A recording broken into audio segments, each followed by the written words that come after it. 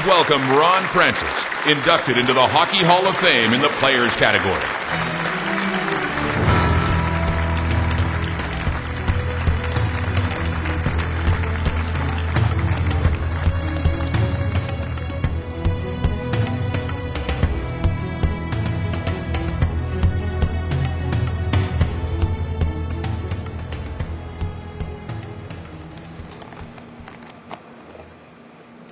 Thank you. I would like to thank Chairman Bill Hay and the entire Hockey Hall of Fame Selection Committee for bestowing this honor on me. My gratitude also to Jeff Denemy, Kelly Massey, and the entire Hockey Hall of Fame staff for making this weekend a lot of fun, not only for us inductees, but also for our families and friends. I am truly humbled by this experience. My congratulations to Jim Gregory, a classy person who has given so much to the game of hockey over the years and is very deserving of this honor. I would also like to congratulate Mark, Scott, and Al on their induction. I've always known what an exceptional group of hockey players they were, and after spending the last 3 days with them, I'm glad to say they're even better people. As excited as I am to go into the Hall of Fame, I'm even prouder to go in with this group of guys. The direct route from Reed Street in Sault Ste. Marie to the corner of Front and Yonge Streets covers just under 700 kilometers, and I could probably drive it alone in under 9 hours. However, the wonderful journey that I took getting to tonight's honor took me throughout much of North America and involved the efforts of countless individuals. It has been filled with an unforgettable group of characters and men and women of great character, people who shared of themselves unselfishly, who taught me by word and action what it takes to succeed in hockey and life, and who made it clear what really matters in both. The person you see tonight has been shaped by the hands of those people, and in honoring me, you honor each of them for their contributions to my success. This eventful trip in my hockey career began at the ripe old age of 3, with much of the time spent in the family car, driving to the rink for practices, games, and tournaments. Beyond the chauffeur service, I saw in my parents the absolute commitment to their family as they helped my brother and me develop our talents to the fullest. They gave us the most precious commodity, their time and attention, which is better than the best equipment in the world in helping a child grow.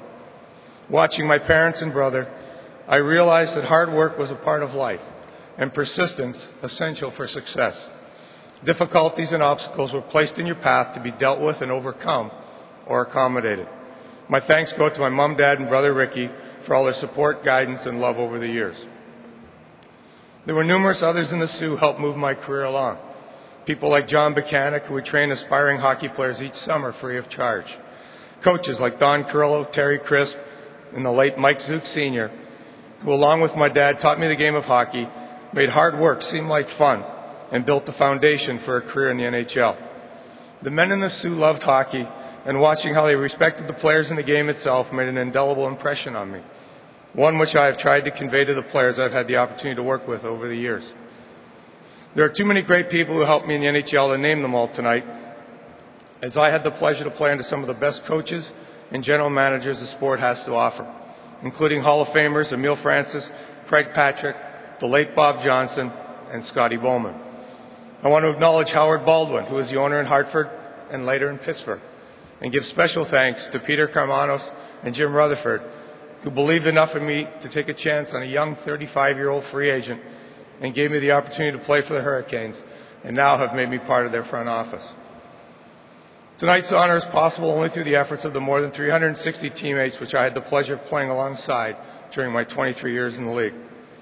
As my fellow honorees will attest, it takes all types to make a team, and I was constantly amazed at the talent, the physical and mental toughness, and in more than a few instances, the out-and-out eccentricities of the men I played with.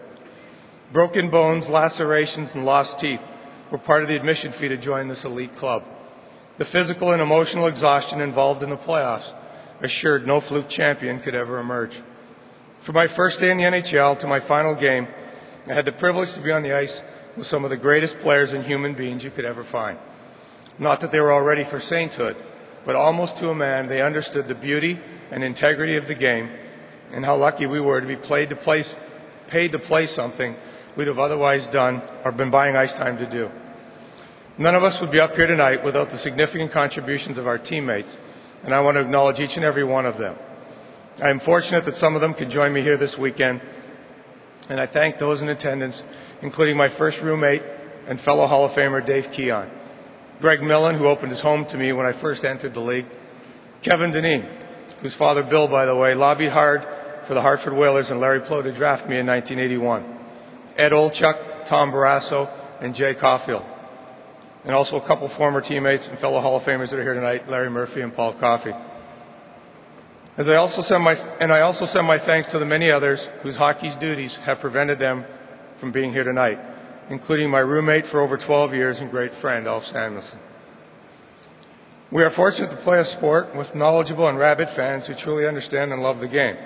I thank all the fans around the league who have been so welcoming to me over the years, but in particular, thank the fans in Hartford, Pittsburgh, Raleigh, and Toronto for their outstanding support and kindness they have extended to me over the years and continue to do today. From my first day on the ice, I was taught the importance of respecting the game, its traditions, and people. Every time I pulled on my team sweater, I was reminded that the hard work of countless individuals, from the trainers, the equipment men, team doctors and office personnel, the maintenance and locker room staff, scouts, and most importantly, the past and present coaches and players, was reflected in that team crest. These people worked so hard to allow me to play my entire adult life, and I thank each and every one of them. I also want to express my gratitude to my agents over the years and the many friends outside of hockey who have been part of this journey and remain so today.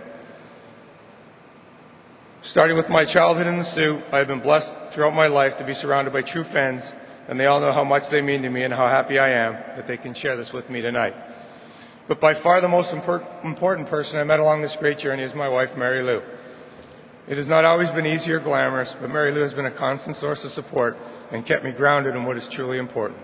And tonight I thank her and my great children, Caitlin, Michael, and Connor, for all their sacrifices they've made. I love you guys.